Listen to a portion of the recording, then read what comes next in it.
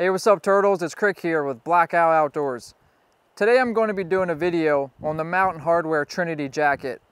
This jacket is courtesy of Sierra Trading Post. I want to thank Sierra Trading Post for giving us the opportunity to review this jacket.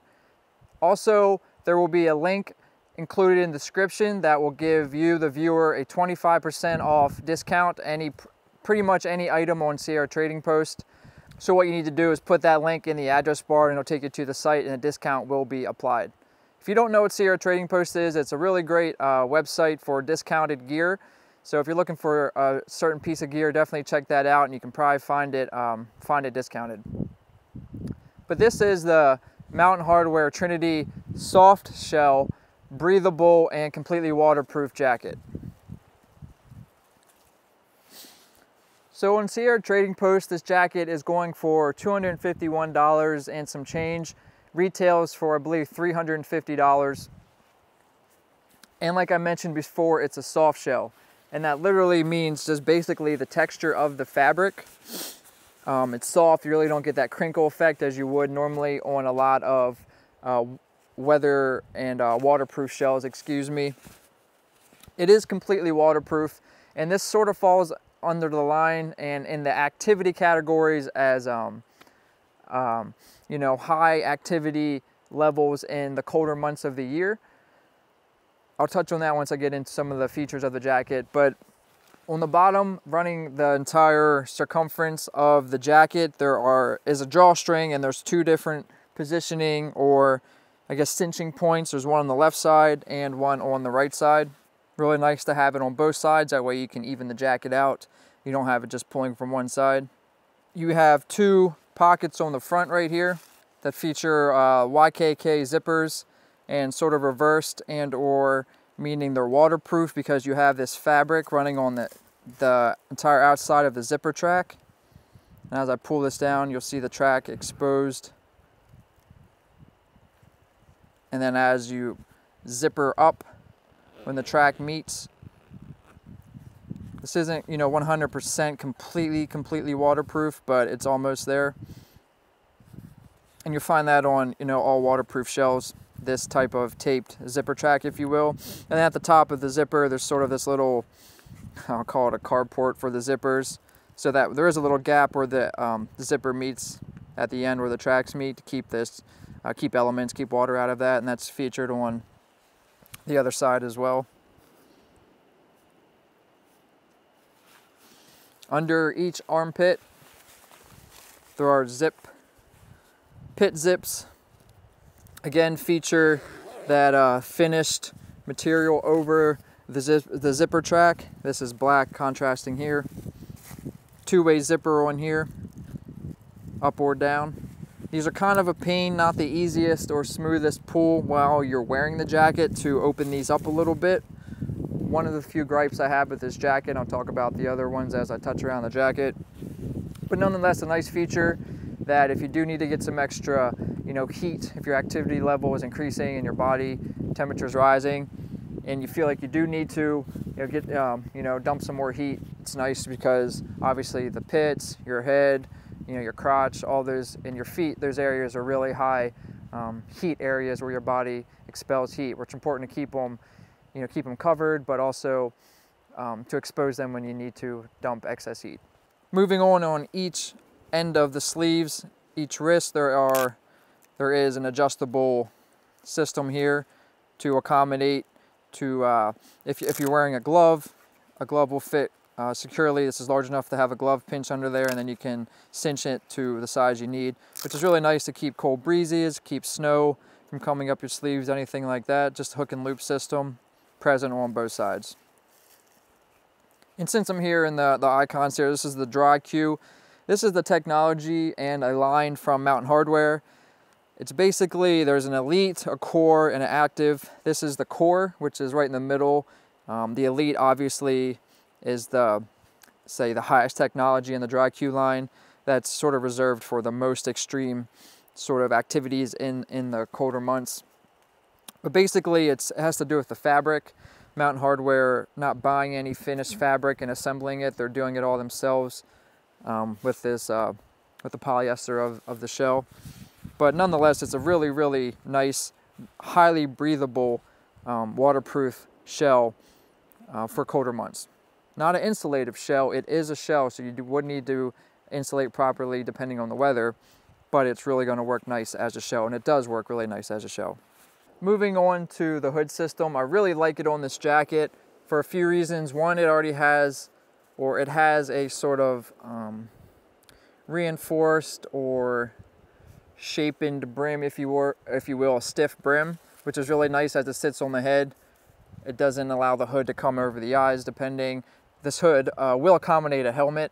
It does accommodate a helmet, but just this hood, this brim is a really nice feature, very nice feature. I really, really like the hood system on this, and the way you can cinch it down via right here. This will pull it down sort of around your head, if you will, using this. And then on the back of the hood, again, there's a string that runs underneath here that you can cinch this down, and it tightens the hood to yourself. And as you move and articulate your hood from left to right, it stays close to the head as you move. Your head doesn't move inside of it. You know, it's like, depending on some hood systems. It's a really nice and awesome feature of this jacket. I really, really like it. The main zipper here does feature, again, the sort of taped zipper track. One thing I would have liked to see on this main zipper is actually two zippers on here. It only has one. It would be nice, though, to have a second zipper here, so that if you are potentially having this zippered up,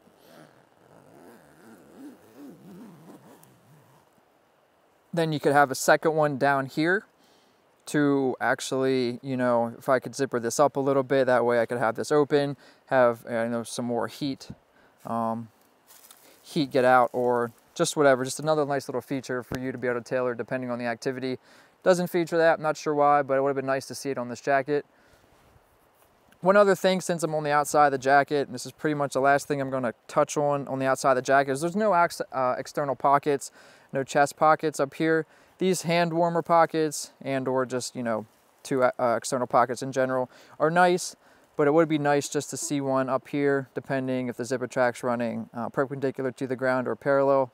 It would have been nice just to stash some smaller things up out of the way of hip belt, harness, anything like that, which these pockets are long enough. They will accommodate being able to wear a hip belt or a harness and still be able to get your hands in it if you need to warm them, which is a nice feature, but it still would have been nice to see another pocket on the outside. There is a mesh pocket on the inside, which I'll get into right now. On the inside of the left side, if you will, there's a small little mesh pocket, generously sized, about the size of my hand. And that's the only other pocket on the jacket. Nothing on this side at all. And since this is a waterproof shell, means it has fully taped seams. And for instance, just on this seam right here, you can see this, where fabric meets, it's completely taped. You can see it here, then running down all these other seams. End of a zipper right here has some tape on it, sealed. Something to look for, you know, to see the quality and the effectiveness of a waterproof shell, to see the, you know, the extent of the tape seams and all of that. This just does a really, really nice job, and I'll dump some water on it then to show how it just, you know, repels water and beads off of it. And this gray, all the gray accents, and basically this whole panel on the back here is this little bit of this chamois type material. Really comfortable in the skin. Like I said, this jacket's really not going to offer that much insulation. It will block wind, does a pretty nice job at that as well. But if you're going to be using this in the cold weather, like I said, all activity dependent. I've done a video on wool, why I like that for certain activities in the colder months of the year. You know, this is sort of a contrast to wearing wool, because if I'm wearing wool, I'm really not going to be moving around that much. But this is basically meant for you to be active and still be able to breathe without sweating too much, which is very important in the winter. You don't want to work up a sweat. And that's basically the features of this jacket. I believe the shell is made out of complete 100% polyester. I believe that's what it says on the tag. Depending on the size, this jacket's going to be about 1.5 pounds, give or take a few ounces. So not really a lightweight, ultralight shell for those who are into that, you know, trying to find something that's really ultralight, but nonetheless, a really effective jacket for what it's intended for. So this is definitely not a cheap jacket. I like to do a lot of things in the forest. I like to be outside doing a lot of different things. So the clothes and the gear I have sort of reflect that specific activity level. So this is why I was sort of interested in getting this type of garment from Sierra Trading Post, just to try it out, use it, because one, I probably could never really afford to spend the money to try out something like this. So I was really interested to do it. And I'm really happy with these soft shells. They're really cool. I know the military sort of uses this type of technology, the soft shell, waterproof like that, just because it's a pretty rugged layer, considering all things considering. Obviously not as much as, like, you know, some other nylons or different poly blends, but nonetheless, pretty rugged, really waterproof. Hold tight. I'm gonna grab a bottle and just dump some water on it.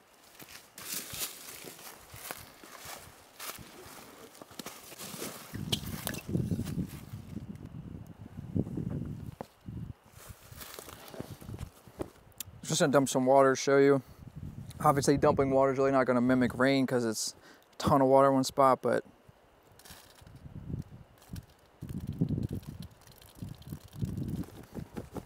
it pops right off.